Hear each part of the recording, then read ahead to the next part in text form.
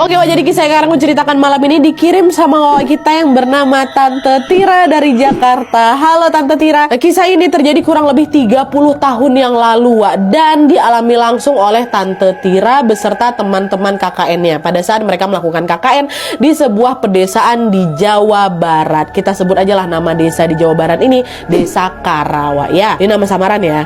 Dan juga tanpa mengurangi rasa hormat, supaya lebih mudah dalam penyebutan, kita sebut langsung namanya Tante Tira aja ya, Tira gitu. Nah, jadi Wak, ceritanya sekitar pertengahan tahun 1994, Tira melaksanakan KKN bersama teman-teman satu timnya ke Desa Kara, Jawa Barat. Nah, di tim KKN ini Wak, ada 16 orang yang berasal dari fakultas yang berbeda-beda. Masing-masing fakultas diwakili oleh 2-3 orang. Mereka pun berkumpul di sebuah terminal dan berangkat menggunakan bis selama 3-4 jam perjalanan menuju ke lokasi KKN tadi, yaitu ke Desa Kara. Setibanya di Desa Kara, mereka melakukan pembentukan kelompok dulu nih untuk pembagian tempat tinggal. Dan pada saat itu diputuskan kalau 7 anggota perempuan menempati rumah lama sekretaris desa yang baru saja dikosongkan seminggu sebelum tim KKN ini tiba dan disebut sebagai sekretariat, ya. Lalu terpaut jarak beberapa rumah dari sekretariat, Wah, anggota laki-laki yang berjumlah 9 orang atau sisanya menempati sebuah rumah besar di ujung desa yang lokasinya berbatasan dengan hutan. Nah, rumah itu terdiri dari satu ruang tengah, 3 kamar tidur, 1 dapur, dan juga 1 kamar mandi di bagian belakangnya. Di bagian teras rumah itu ada sebuah lincak atau kursi panjang yang terbuat dari bambu, kata Wawa. Pokoknya khas sekali rumah pedesaan lah, Wak. Dan selanjutnya rumah ini disebut dengan base camp. Jarak antara base camp dengan rumah tetangga terdekat itu sekitar 100 meter. Jadi kalau misalnya mereka mau ngobrol, rapat, atau saat beraktivitas lainnya nggak akan ngeganggu tetangga di situ. Lumayan jauh lah jaraknya dengan tetangga terdekat. Nah, jadi di sini cewek-cewek tinggal di sekretariat, cowok-cowok tinggal di base camp, ya. Nah, pada saat itu, Wak, di tahun itu ya, kondisi jalanan di sekitar base camp, sekretariat, dan juga perkampungan ini belum sebagus sekarang katanya. Di sana rata-rata jalanan itu masih berupa tanah yang dipadatin atau dicor pakai semen tipis. Ditambah lagi listrik di daerah itu juga belum merata. Jadi masih banyak rumah-rumah yang penerangan yang masih menggunakan lampu teplok atau lampu minyak tanah tuh loh. Jadi pada saat malam tiba kondisi desa tuh cukup gelap, Wak, katanya. Nah, untungnya sekretariat dan base camp yang ditinggali tim KKN Tira ini punya cukup penerangan dengan daya listrik yang seadanya, Wak. Jadi nggak gap-gap kali lah kaminat, kata gitu. Nah, dah lah tuh. Setelah membagi tempat tinggal, Wak, Tira dan teman-temannya pun tentu menyempatkan diri untuk beramah tamah dengan warga setempat. Barulah di keesokan harinya mereka memulai menjalankan proker atau program kerja sesuai dengan apa yang memang sudah mereka rencanakan sebelumnya. Nah, selama hampir 1 bulan di sana, Wak, kegiatan KKN di Desa Kara ini berjalan dengan aman dan lancar. Dan by the way, Wak, di tahun-tahun itu KKN itu memang lama. Ada yang sampai 2 bulan, 3 bulan, 6 bulan kayak gitu. Ini baru jalan 1 bulan, lancar-lancar aja mereka. Program kerjaan berjalan dengan baik, tidak ada kendala atau gangguan-gangguan tertentu pada saat mereka berada di Desa Kara ini. Misal pun ada masalah, ya palingan cuma masalah persoalan remeh aja, Nadia, macam agenda proker yang ngaret, kesalahpahaman kecil antar teman dan sebagainya lah. Pokoknya masih biasa aja lah gitu.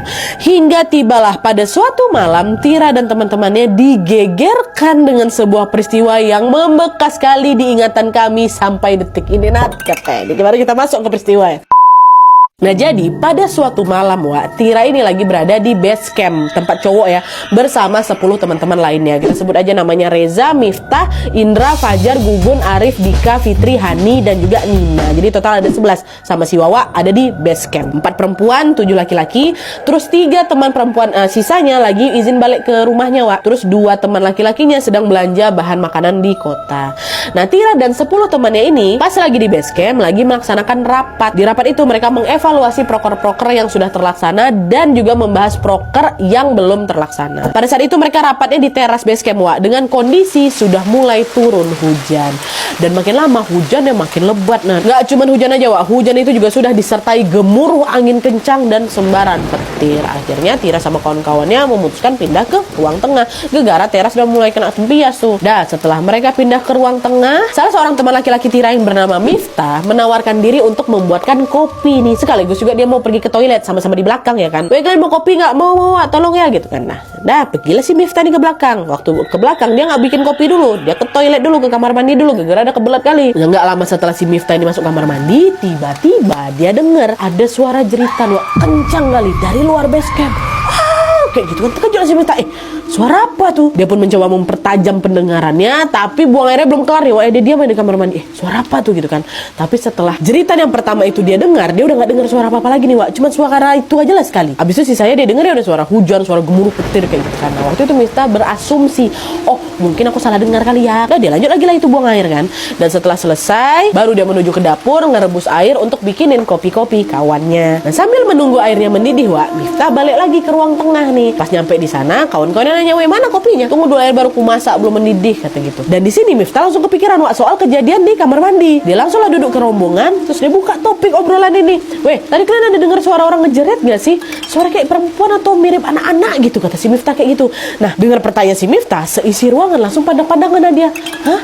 Gak ada, dari tadi yang kami dengar cuma suara-suara kami aja sama suara hujan nih lah," kata mereka. Betul, memang kami gak dengar. Nah, rumah tuh juga bukan besar-besar kali gitu loh. Ya biasa lah, rumahnya pas lah gitu. Cuman kami gak ada dengar suara jeritan. Nah, udahnya karena tidak ada satupun yang dengar suara jeritan itu, dah Miftah pun gak ngelanjutin obrolannya. Oh, berarti aku mungkin salah dengar kali tadi itu ya gitu. Dan dia memutuskan untuk melupakan kejadian itu dan lanjut lagi lah nih, balik ke dapur bikinin kopi buat temen-temennya. Dah, menjelang tengah malam, nih masih di hari itu ya, menjelang tengah malam, rapat tim KKN mereka pun selesai.